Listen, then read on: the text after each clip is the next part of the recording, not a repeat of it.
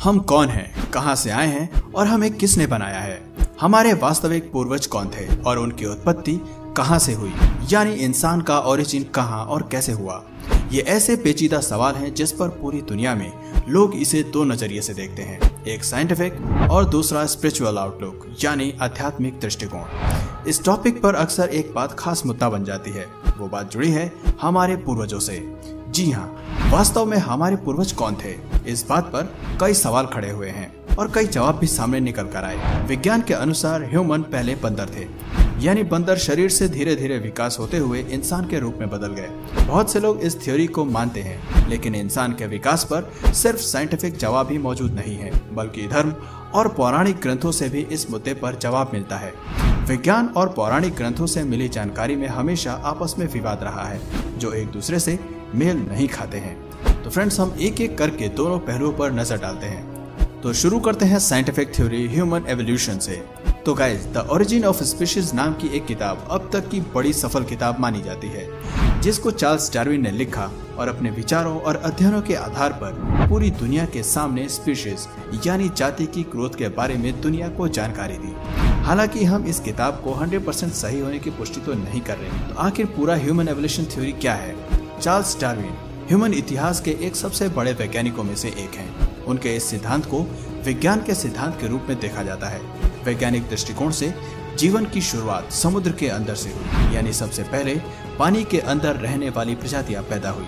उसके बाद वो जीव आए जो पानी और जमीन दोनों पर रह सकते थे, जैसे कछुआ, केकड़ा, मेंढक, सील इत्यादि।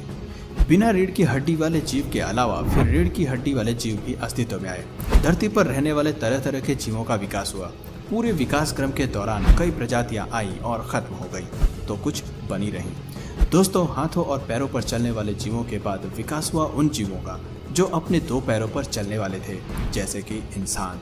वैज्ञानिक आधार पर बंदर ही हमारे पूर्वज हैं, जो कि चार पैरों से धीरे धीरे खड़े होते हुए दो पैरों पर आ गए और सोचने समझने की शक्ति उनमें डेवलप होने लगी। इस डेवलपमेंट प्रोसेस में बंदर की पूंछ वक्त के साथ खत्म हो गई और इसे नाम दिया गया होमो सेपियंस। और ये पाए गए सबसे पहले अफ्रीका में करीब 3.5 लाख साल पहले, और यहीं मानव जीवन की शुरुआत हुई। वैज्ञानिक आधार पर इंसान की रीढ़ के हड्डी के अंतिम भाग पर उसके अवशेष अब भी मौजूद हैं। थ्योरी ऑफ एवोल्यूशन के इस बात को एक अलग नजरिए से समझते हैं। इस सिद्धांत के अनुसार ये बात आज से करीब 3.5 अरब साल पुरानी है, जब विकास क्रम शुरू हुआ। शुरुआत हुई बैक्टीरिया से, जो सबसे पहले आया। बैक्टीरिया से अमीबा तैयार हुआ। इसके बाद छोटे मोटे पेड़ पौधों का अस्तित्व सामने आया। फिर कीड़े मकोड़े और जानवरों ने अपना आकार लेना शुरू किया। फिर 600 लाख साल पहले मैमल्स बने। इसके बाद पक्षी आए और मछली के साथ रेप्टाइल्स आए। फिर कुछ ऐसी स्पीशीज आई जो कि पानी के अंदर और बाहर रह सकती थी। फिर बारी आई प्राइमेट्स की, जो कि 70 मिलियन साल पहले बने। ये चूहे जैसे थे, जिनके साथ रेवोल्यूशन का क्रम आगे बढ़ा और फिर प्राइमेट्स से बंदर बने। 20 मिलियन ईयर्स पहले उन बंदरों से एप बने और 8 मिलियन ईयर्स पहले गोरिल्ला आए और फिर चिंपैंजी, और फिर 1 लाख साल बाद उन्होंने धीरे धीरे अपने दो पैरों पर खड़ा होना और चलना सीखा।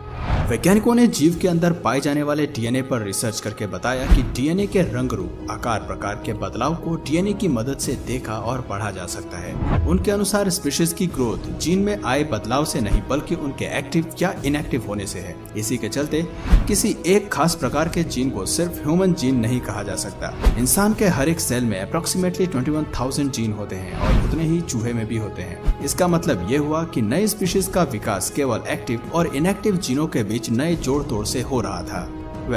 अब इस कहानी को एक बार जरा धार्मिक नजरिए से भी समझ लेते हैं। सभी धर्मों के पौराणिक ग्रंथों का इस पर क्या कहना है? विश्व में सबसे पुराने माने जाने वाले सनातन धर्म, जिसे हिंदू धर्म के नाम से भी जाना जाता है, में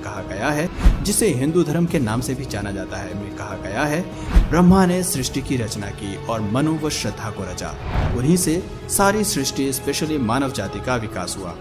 उसी तरह one of the oldest religion यहूदी धर्म, लगभग 2000 साल पुराने ईसाई धर्म और लगभग 1300 साल पुराने इस्लाम धर्म में आदम और हव्वा यानी ईव को आदि पुरुष और आदि स्त्री माना जाता है।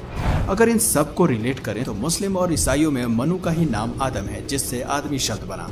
देखा जाए तो सभी धर्मों में कॉमन बात यह है कि डार्विन के थ्योरी से बिल्कुल विपरीत है। मतलब कोई इंसान पहले बंदर या होमोसेपियंस नहीं थे, वो सिर्फ ईश्वर द्वारा बनाया गया एक आदमी और औरत थे जिसे हम मनु और श्रद्धा या एडम और ईव या हवा कहते हैं, और यहीं से मानव सभ्यता का विकास हुआ, जिनसे पूरी मानव जाति का जन्म और संपूर्ण सामाजिक व्यवस्था का जन्म हुआ। सभी पौराणिक धर्मों की माने तो मनुष्य की रचना उसी रूप में हुई है जिस रूप में मनुष्य आज है। इसी तरह सृष्टि में पाए जाने वाले सभी जीव जंतु उसी रूप में है जैसे ईश्वर द्वारा रचे गए हैं। अल्टीमेटली कहने का मतलब ये है कि ह्यूमन एवोल्यूशन का प्रोसेस कभी था ही नहीं। दोस्तों, हमेशा से ही वैज्ञानिक और धार्मिक विचारधारा में एक बड़ा अंतर देखा गया है। आपने ह्यूमन एवोल्यूशन से जुड़े दोनों के अलग अलग कॉन्सेप्ट को समझा। 100% किसी पर भी भरोसा करना एक व्यक्ति के लिए बहुत मुश्किल हो जाता है, लेकिन इन दोनों थ्योरीज के बाद क्या आप 100% रिजल्ट तक पहुंच सकते हैं जिसमें आपको साफ पता चल सके कि आखिर आपके या हमारे सबसे पहले पूर्वज कौन रहे होंगे? Exactly not, right. ये एक पेचीदा सवाल है, क्योंकि आज के समय में किसी को भी अपने दादा दादी, नाना नानी या उसके भी पहले के पीढ़ी के बारे में मुश्किल से ही पता होता है, जबकि वास्तव में ये चेन इतनी लंबी है कि इसके आखिरी छोर तक पहुंच पाना बहुत मुश्किल है। फिर भी हम एक नए रिसर्च को आपके सामने रखते हैं, और वो है माइटोकॉन्ड्रियल ईव। आपने इसे पहले सुना भी हो सकता है या नहीं भी। दरअसल साल 1987 में हुई एक स्टडी से बात सामने निकल कर आई थी कि पूरी दुनिया में जीवित मनुष्यों की प्रजाति एक ही महिला की वंशज है। इस हिसाब से हमारे कजिन दुनिया भर में कहीं भी हो सकते हैं, और ये महिला लगभग 2 लाख साल पहले अफ्रीका में रहती थी, और साइंटिस्ट ने इसी फीमेल एंसेस्टर को नाम दिया माइटोकॉन्ड्रियल ईव। इस स्टडी के अंदर रिसर्चर्स ने आज के प्रमुख सभी नस्लीय समूहों में से 147 लोगों के माइटोकॉन्ड्रियल डीएनए को लिया। इसकी जांच करके पता चला कि आज के लोगों की वंशावली यानी लिनेज ह्यूमन फैमिली ट्री की 2 मेन ब्रांचेस में से एक में आती है। इन मेन ब्रांचेस में से एक है अफ्रीकन वंशावली। स्टडी में हैरान करने वाली बात यह निकली कि आज के समय में धरती का हर व्यक्ति एक मेन फीमेल एंसेस्टर से अपनी वंशावली लिनेज को ट्रेस कर सकता है। ह्यूमन लाइनेज की एक पूरी शाखा अफ्रीकन ओरिजिन से जुड़ी हुई है। तो दोस्तों, इस स्टडी के अनुसार 2 लाख साल पहले अफ्रीका में रहने वाली माइटोकॉन्ड्रियल ईव को इंसान का कॉमन एंसेस्टर माना गया है। इस हिसाब से हर एक व्यक्ति कहीं न कहीं एक दूसरे से जुड़ा हुआ है, लेकिन किसी भी स्टडी या थ्योरीज की प्रामाणिकता पर पूरा भरोसा करना बड़ा मुश्किल है। तो दोस्तों, आप में से कौन से लोग कौन सी थ्योरीज को मानते हैं मुझे कमेंट करके जरूर बताएं, और आशा करता हूं कि आपको इस वीडियो से नया कुछ जानने और सीखने को जरूर मिला। और वीडियो पसंद आया तो प्लीज इस वीडियो को लाइक करने के साथ साथ अपने फ्रेंड्स और फैमिली में भी जरूर शेयर करना। और यदि आप इस चैनल पर नए हो तो सब्सक्राइब वाले बटन को क्लिक करने के साथ साथ घंटी वाले बेल आइकन को भी जरूर दबाना, ताकि हमारे आने वाले वीडियोस की नोटिफिकेशन आप तक जरूर मिल जाए।